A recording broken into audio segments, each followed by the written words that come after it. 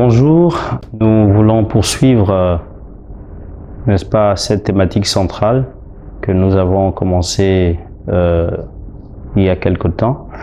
Nous avons vu les causes la dernière fois et là nous voulons tenter de répondre à la question: pourquoi disons-nous qu'avec Dieu rien n'est perdu? Nous disons qu'avec Dieu rien n'est perdu pour un ensemble donc de raisons. Et je voudrais en citer quelques-unes en élaps de temps. Je voudrais déjà dire que quand nous repartons à la création, parce que je suis un créationniste, dans le livre de la Genèse, le chapitre 2, le chapitre 3, le chapitre 1 au chapitre 3, pour ceux qui lisent la Bible, sinon je vous encourage tous à intégrer la Bible comme manuel aussi de votre bibliothèque, nous nous rendrons compte que il n'y avait nullement en Dieu l'intention de faire souffrir l'homme. Tout était paradisiaque jusqu'à, comme il nous est révélé, la séduction donc de l'ennemi de nos âmes.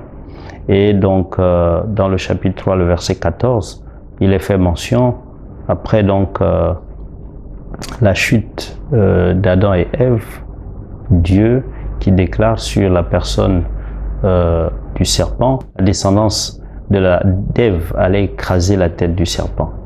Et quand bien même ce dernier mordrait au talon. Et nous voyons là donc il y a en Dieu la volonté, n'est-ce pas, de sauver. Et nous disons que rien n'est perdu parce que la nature de Dieu, c'est de sauver. C'est de ne pas abandonner l'homme. Même pas dans ses déboires, même pas dans ses péchés. Dieu, dans sa nature, prend plaisir à proposer à l'homme les voies de solution à toutes ces situations. Ensuite, nous voulons dire que rien n'est perdu parce que Dieu est fidèle. Il n'y a rien de tel que de s'appuyer sur Dieu. Et l'histoire donc du peuple d'Israël, par exemple, et même l'histoire contemporaine nous enseigne en rapport avec Israël que plus d'une fois ce peuple a été tenté, il y a eu une tentative d'extermination, il y a eu plus d'un génocide à l'endroit de ce peuple, mais il est toujours là. Et pourquoi? Mais parce que Dieu a fait la promesse à ce peuple de ne jamais l'abandonner, de le restaurer, d'en faire une nation et sa nation. Donc rien n'est perdu parce que Dieu est fidèle à ce qu'il déclare dans sa parole. Nous dirons ensuite que rien n'est perdu parce qu'il y a des prophéties qui soutiennent cette parole.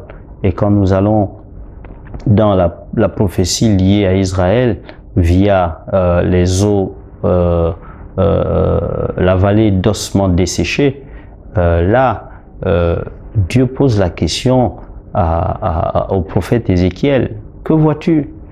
Ézéchiel dit les ossements, une vallée d'ossements desséchés. Il dit: est-ce que ces ossements peuvent revivre? Ézéchiel dit: toi seul le sais. Et la suite nous enseigne que Dieu redonne de la vie aux ossements desséchés.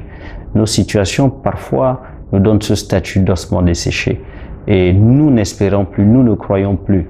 Mais nous avons ici une transposition prophétique qui peut s'appliquer à notre vie. Dieu est capable de choses extraordinaires.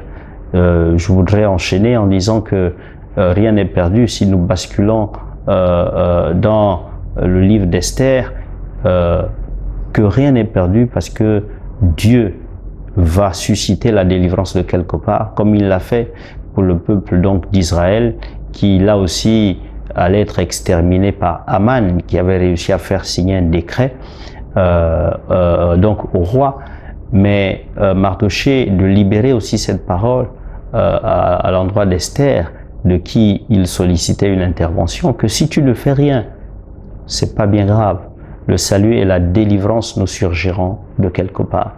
J'ai envie donc de dire à un certain nombre de personnes qui me suivent que quoi qu'il arrive dans votre vie, gardez l'espérance que le salut nous surgira toujours de quelque part. Pas nécessairement de nos relations, pas nécessairement de notre famille, de nos parents, mais le salut nous surgira de quelque part. Et j'en ai fait l'expérience. Et si nous basculons dans le Nouveau Testament, nous pouvons voir que la parabole du chapitre 15 de Luc, liée donc les trois différentes paraboles. Le bon berger qui avait 100 brebis et qui est allé à la recherche de la 100e qui s'était perdue. Nous avons aussi cette femme qui perd une drachme dans sa chambre, dans sa pièce, et qui la cherche et la retrouve. Nous avons le père qui a 2 fils, et là, le cadet décide de prendre son autonomie, et cette histoire nous enseigne que ici, ils ont tous en commun la notion de perdition, la notion de recherche et la notion donc de trouvaille. Et ça ressemble un peu à chacune de nos vies, où je dirais, pour transposer dans le monde académique, à un devoir qui exige, si vous voulez, une introduction, un développement et une conclusion. Et de façon pratique, j'ai envie de dire que Dieu ne conclut pas nos vies avec perdu, Dieu conclut nos vies avec sauvé. Il y a au départ perdu, il y a ensuite le fait de chercher, et enfin il y a la conclusion. Dans ces 3 paraboles, nous voyons que Dieu le bon berger a un plan toujours pour nous sauver. Enfin, quand nous basculons dans Jean, il est dit que Jésus, je crois le chapitre 6, dit à ceux qui le suivaient via les apôtres qu'il était question de les nourrir. Ces milliers de personnes qui le suivaient, et il demande aux apôtres de nourrir eux-mêmes ces personnes. La Bible dit qu'il disait cela pour les éprouver, mais il savait ce qu'il allait faire.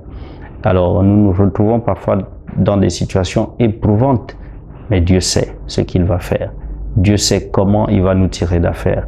Voilà, si vous voulez, quelques raisons qui sous-tendent et argumentent en faveur du fait que avec Dieu, il y a des raisons de garder espoir, que rien n'est perdu, et nous avons une série de témoignages du nombre desquels je connais quelqu'un qui avait abandonné ses études, qui à la suite donc d'un de nos ateliers est reparti à l'école, et aujourd'hui il a son bac, il a terminé ses études supérieures et c'est un professionnel. Je connais des personnes qui ont construit des maisons alors qu'elles ne croyaient pas qu'avec leurs revenus, elles étaient à même de le faire. Nous aurons l'occasion certainement d'en parler. Je crois que avec Dieu, rien n'est perdu, et je voudrais que vous saisissiez cette parole qui est la vôtre. Que Dieu vous bénisse. Vous pouvez me joindre si vous voulez échanger autour de votre cas spécifique. Je vous remercie, que Dieu vous bénisse.